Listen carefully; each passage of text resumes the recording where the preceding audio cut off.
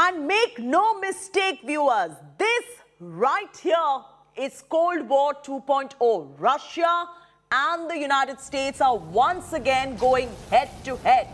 Nuclear forces of global power are on high alert and the world order has now realigned. What does that really mean for global geopolitics? Take a look. Right full rudder, reverse starboard engine. Right full rudder, hold back starboard shaft. Hold back starboard shaft.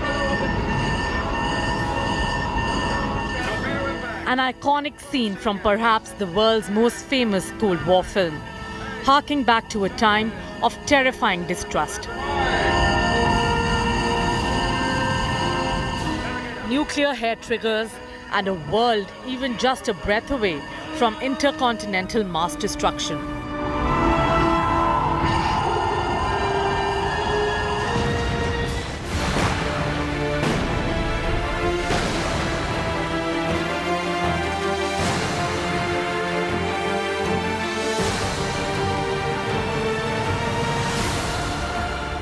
Cut forward a few decades, and a very hot war in Ukraine has a cloud of the old Cold War all around it.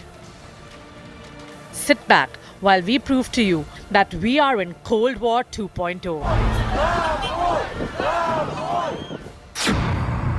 Proof 1. Direct U.S.-Russia tension.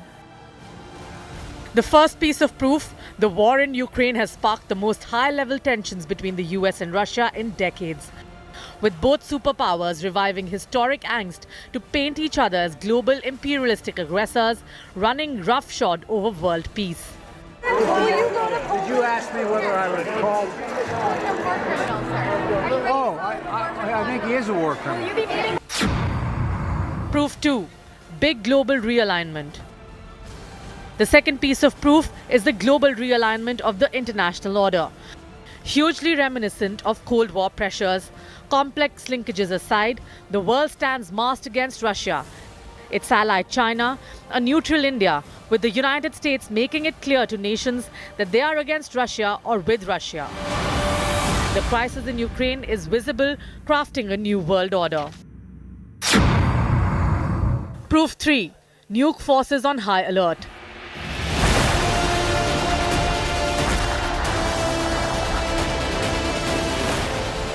The most tangible revival of Cold War tensions is clear in Russia's move to place its nuclear forces on high alert in the wake of NATO movements to help Ukraine. The move by Putin, explained away as a defensive posture by Moscow, has ratcheted up nuclear tensions to dangerous Cold War levels, forcing other nuclear nations, by most accounts, to keep their nukes dusted and ready too.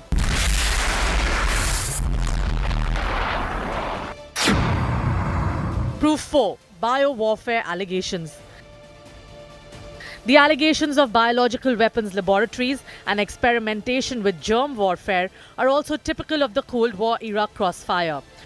Russia threw the first punch in the current crisis by accusing the US of maintaining biowarfare facilities on Ukrainian soil. The US hit back, saying Putin intends to use bioweapons of his own, and the allegation is just cover fire for his own insidious intentions.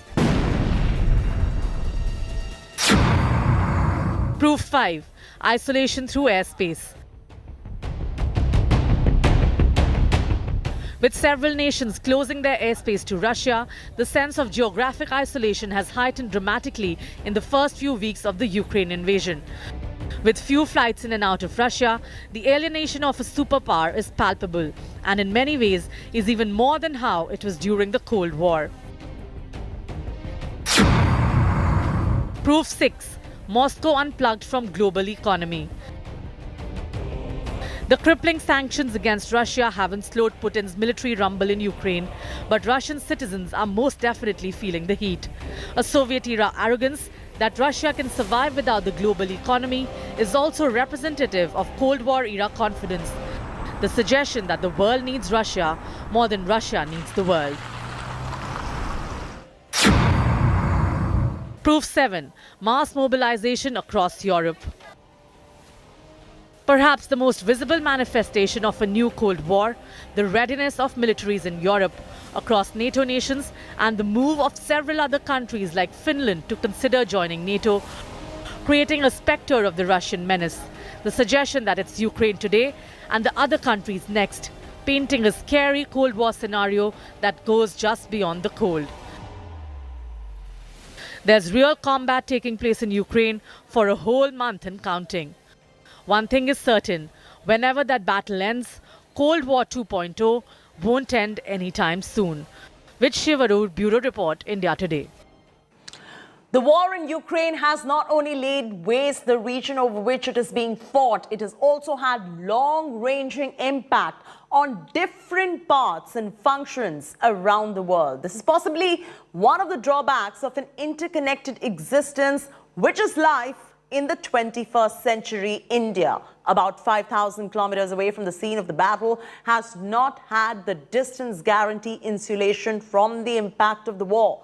The economy of the country is under strain, not only for what is happening there, but also because of who are the opposing sides. And of course, the economic ties that we individually and collectively share with Russia.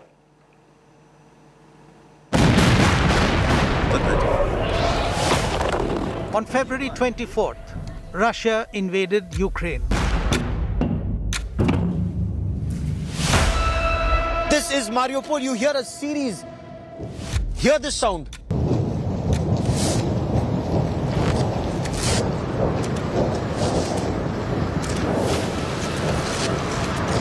Hear this sound. This is Mariupol. This sounds like very intense artillery pounding. This, in a way, could well be Grad multiple barrel rocket launchers going one after the other. Zoom, zoom, zoom, zoom, zoom.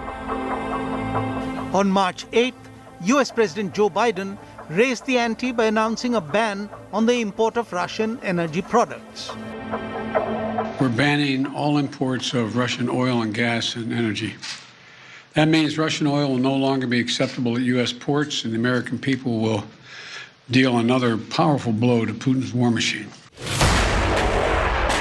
Over the days of the war, the price of crude has fluctuated, but it has mainly been going north, adding to India's challenges. And that is because India has to import 80% of its total fuel needs.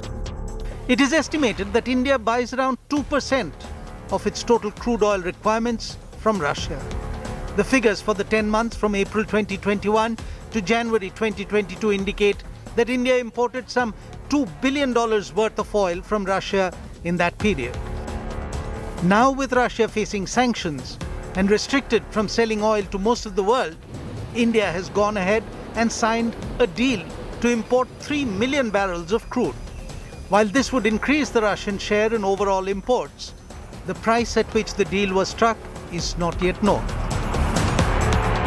The speculation, however, is that Russia offered what is called a steep discount on the prevailing rates, something which would be beneficial to India under the current circumstances. Nearly a month into the war, and the economic impact of it is being felt all around the world. But of particular concern are the developing economies of Asia, and that includes India. It is not just the problem of crude, but the war is going to have a potentially disastrous impact on other oils as well. In India, the edible oil market, which depends heavily on Russian and Ukrainian imports, has been hit hard. India, incidentally, is the world's largest importer of edible oils. Its imports, mainly from the war zone, account for around 56% of its total demand. Sunflower oil makes up 19% of all edible oil imports. Recent figures indicate that about 81% of India's sunflower oil is imported from Ukraine and 12% from Russia. With the threat of supply disruptions, India is expected to see some major hiking of prices of edible oils in the next few weeks, unless, of course, the situation improves. The longer the war drags on, more will be the economic impact. The movement of ships in the Black Sea has been severely hit, and that too has had an effect on India's exports, mainly to the former Soviet republics in the Eurasian region. The ban on Russian banks accessing the SWIFT banking system is also of concern to Indian exporters. Incoming payments of about $500 million from Russia are in limbo, till a rupee-ruble trade arrangement can be worked out between the Indian and Russian governments. Another area that might be impacted in India is the pharmaceutical sector. Big Indian pharma companies have production facilities in Russia and offices in Ukraine. The facilities in the region date back 3 decades, and the duration of the war will decide the future for these facilities and the stocks. Another sector that might take a hit is the automobile sector, globally as well as in India. Rise in oil prices, continued shortage of semiconductors and chips, and other rare earth metals is likely to add to the industry's woes. Russia accounts for 35% of the global production of palladium and 10% of platinum. Both are key inputs in catalytic converters and so plays a role in the automobile supply chain. Ukraine is also home to many companies which manufacture car components for automakers, and some of them have already had to shut factories there. And then there is tea.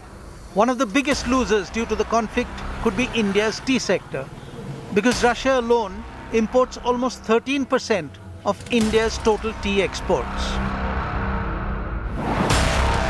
According to the International Monetary Fund, IMF, the global economic fallout of the war in Ukraine is expected to overall negatively impact India's economy. Ironically, it would be a second-hand impact, felt because of the negative impact of the war on the US, the EU, and the Chinese economies. The war in Ukraine and its effect on these big economies, according to the IMF, could dampen external demand for India's exports, while at the same time, supply chain disruptions would negatively impact India's imports. The tandem effects of this will overall hurt the well-being of India's economic future. According to the IMF, there is a great deal of uncertainty around the outlook for India. So the sooner the war ends in Ukraine, the better it will also be for India.